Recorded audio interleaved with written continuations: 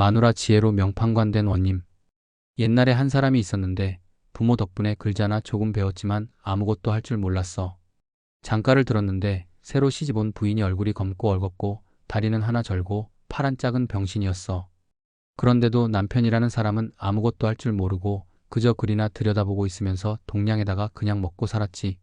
그런데 말을 시켜보면 얼굴이 검고 얼겁고 팔 하나 병신, 손 하나 병신이라도 말은 청산유수처럼 잘했어. 제사 때가 되면 동냥에 온 것으로 제사도 잘 지내고.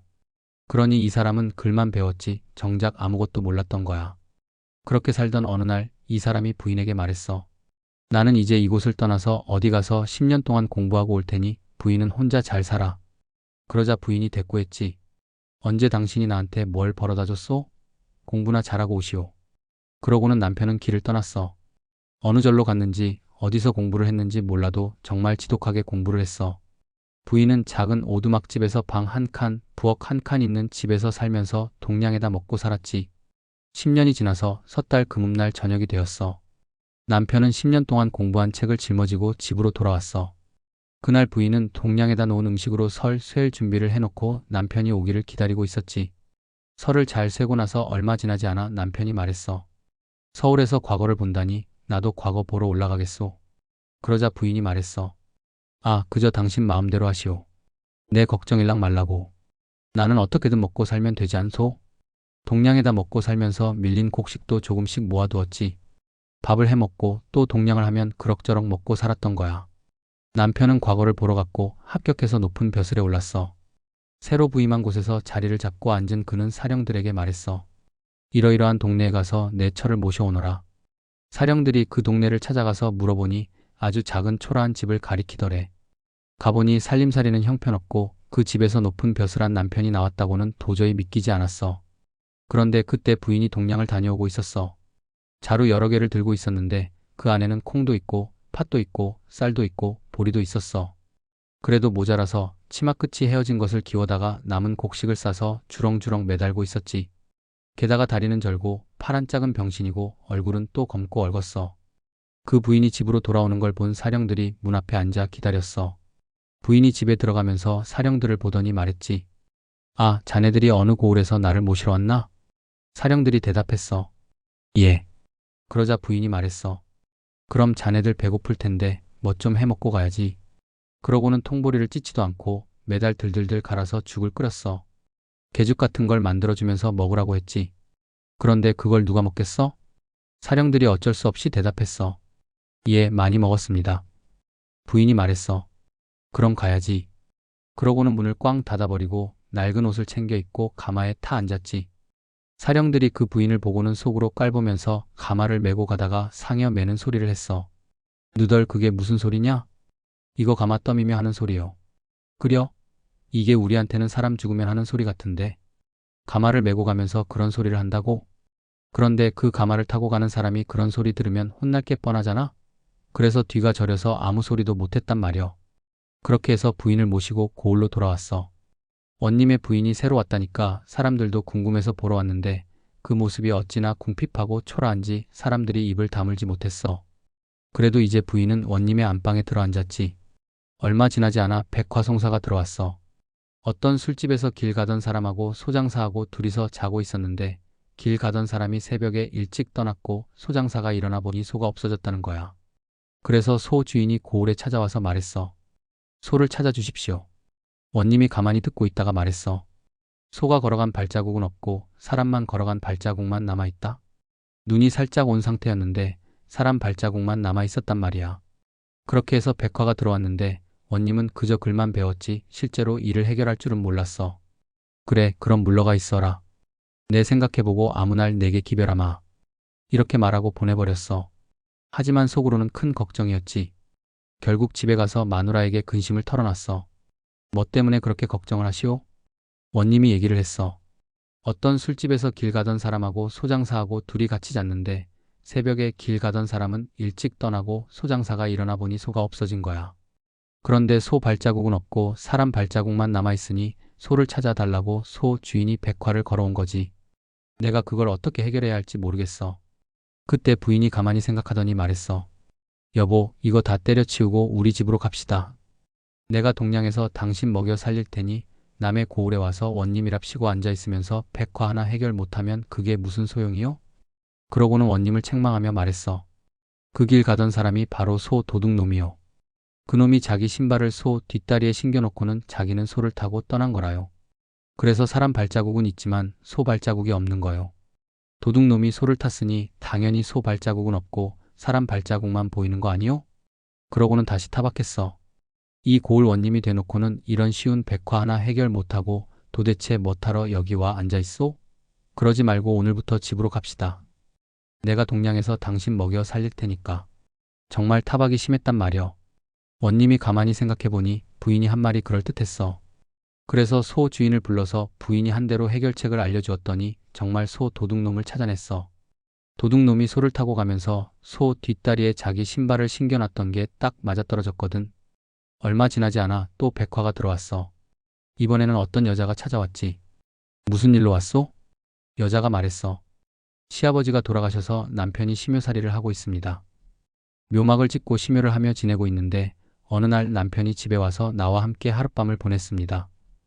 그런데 그 후로 태기가 생겼습니다. 하지만 남편은 절대 그런 일이 없다고 하며 억울하다고 펄펄 뛰고 있습니다. 저는 분명 남편이 왔다 갔다고 생각하는데 이 판결을 내려주십시오. 원님이 듣고는 도대체 어떻게 해야 할지 몰랐어. 어떻게 이런 일이 있을 수가 있지? 짐작조차 할 수 없었지. 그날 밤 원님이 자고 있는데 꿈에 노란 개 3마리가 나타나 동원 마당에서 싸우는 거야. 그 꿈을 꾸다갔겠지. 하지만 아무리 생각해도 해결책이 떠오르지 않았어. 그래서 여자에게 말했어. 일단 돌아가 있어라. 아무 날 내게 기별아 마. 그리고는 다시 부인에게 가서 한숨을 쉬었어. 이거 큰 걱정 만났다. 부인이 물었어. 뭐 때문에 그렇게 걱정을 하시오? 원님이 설명했지. 웬 여자가 자기 남편이 심요살이를 하고 있는데 어느 날 밤에 집에 와서 부인과 동침을 했다고 한다오. 그런데 남편은 그런 적이 없다고 펄펄 뛰고 있소. 그런데도 부인은 배가 불러있으니 판결을 내려달라고 하는데 이걸 어찌한단 말이오? 그리고는 덧붙였어. 그런데 이상하게도 어젯밤 꿈에 노란 개 3마리가 마당에 들어와서 싸우는 걸 봤소. 그래서 도대체 무슨 뜻인지 모르겠소. 부인은 한숨을 쉬며 타박했어. 여보, 그런 판결 하나 못 내릴 거면 도대체 뭐하러 남의 고을에 와서 원님이랍시고 앉아있소? 그냥 집으로 갑시다. 내가 동량에서 당신 먹여 살릴 테니 괜히 신세만 망칠 필요 없잖소. 그리고는 또 책망했어. 이런 고을에 와서 떡하니 원님이 되었으면 그런 백화송사가 들어오면 시원하게 해결해야지. 그걸 못하면 무슨 원님이란 말이오? 원님은 아무 말도 못하고 그냥 앉아있었어. 그러자 부인이 한마디 했지. 심요살이를 하는 사람이 상복을 입고 묘막에서 사는 동안 부인 방에 올 리가 없으노. 심요를 하는 사람은 3년 동안 빨래도 못하고 머리도 안 빗고 심요막에서 그냥 앉아있는 거요. 집에서 뭘 갖다 먹으며 심요를 하는 게 아니오. 지나가는 사람들이 쌀이든 돈이든 조금씩 보태줘야 그걸 먹고 심요를 하는 거지. 제사 때나 집에 와서 제사 지내고 다시 가는 거고. 그런 사람이 밤에 부인 방에 올 리가 있겠소? 그러고는 다시 타박했어. 왜 그런 생각 하나 못하고 남의 고을 와서 원님이랍시고 앉아있소? 이럴 거면 걱정할 것도 없이 그냥 집으로 갑시다. 내가 동량에서 당신 먹여 살릴 테니. 그러고 나서 덧붙였어. 그리고 당신이 꾼 꿈 말인데 그 노란 개 3마리가 싸운 게 그냥 꿈이 아니오. 이 고을에 황귀샘 귀삼이라는 사람이 있을 거요. 그 사람이 있는지 없는지 아전들과 육방들에게 물어보시오. 만약 그 사람이 있다면 그를 잘 대접하고 친하게 지내시오. 그 사람을 잘 대우하고 친해지면 그가 이 문제를 해결할 방법을 알고 있을 거요. 원님이 아전과 육방들에게 물었어. 이 고을에 황귀샘이라는 사람이 사느냐? 예, 살고 있습니다.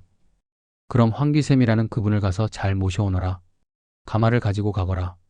사령들이 가마를 가지고 황귀샘의 집으로 갔어. 그런데 웬일인지 황귀샘은 원님이 부른다고 가마까지 보냈는데도 선뜻 나서지 않았어. 그래도 결국 사령들이 찾아가서 말했지. 사또께서 황귀샘 어르신을 모셔오라 하십니다. 가마에 타십시오. 그래서 황귀샘이 가마를 타고 동원으로 왔어. 원님이 황귀샘을 맞이하며 말했지. 내가 이 고을에 와서 벌써 여러 달이 지났는데 이제야 찾아뵙게 되어 미안하오. 어서 들어오시오. 그리고는 극진히 대접했어. 원님이 이렇게 정성을 다하니 황귀샘도 속마음을 터놓을 기세였지. 그렇게 황귀샘과 친분을 쌓은 뒤 원님은 부인에게 가서 다시 상의했어. 당신이 나가서 황귀샘에게 이렇게 말하시오. 우리 집사람이 지금 몸이 편치 않은데 우리 고향에서는 그런 병에 좋은 약을 쉽게 구할 수 있지만 여기 객지에서는 그런 약을 구하기가 어렵소. 그러면 황귀샘이 무슨 약이냐고 물을 것이오. 그러면 이렇게 대답하시오. 곡성 소리 안 들은 상복, 그걸 구해서 조금 삶아 먹으면 병이 낫는데 그런 약을 여기서 구할 수가 있겠소? 이렇게만 말하시오. 그러면 황귀샘이 무슨 대답을 할 것이오. 황귀샘이 보니 원님이 안으로 들어갔다가 나오는데 얼굴이 근심으로 가득했어. 아, 왜 그렇게 걱정을 하시오? 그러자 원님이 말했어. 그래, 안에 들어가 보니 아내가 좀 아픈 것 같더이다. 고향에서는 그런 약을 쉽게 구할 수 있지만 객지에서는 그런 약을 구할 수 없다고 하더이다. 그러자 황귀샘이 물었어. 그게 무슨 약이란 말이오? 곡성 소리 안 들은 상복을 구해서 조금 삶아 먹으면 병이 금방 낫는다 하오. 하지만 그런 약이 어디 있겠소? 황귀샘이 가만히 생각하다가 말했어. 그거 구할 수 있지요. 아, 그걸 정말 구할 수 있소? 제가 가면 구해올 수 있습니다. 그럴 수 있겠소? 어렵겠지만 꼭 좀 구해다 주시오. 예, 그러지요. 황귀샘은 자기 집에 있었던 바로 그 상복을 가지러 갔어. 왜냐하면 심효살이하는 부인의 방에 들어간 상복이 바로 거기에 있었기 때문이지. 그런데 원님은 황귀샘이 상복을 가지러 간 사이 사령들을 쫓아보내며 명령했어. 가서 그 상복을 가져오거든 꽁꽁 묶어서 그냥 끌고 오너라. 사령들이 황귀샘의 집에 도착할 때 황귀샘은 그 상복을 어떻게든 싸서 가지고 나오려 하고 있었지.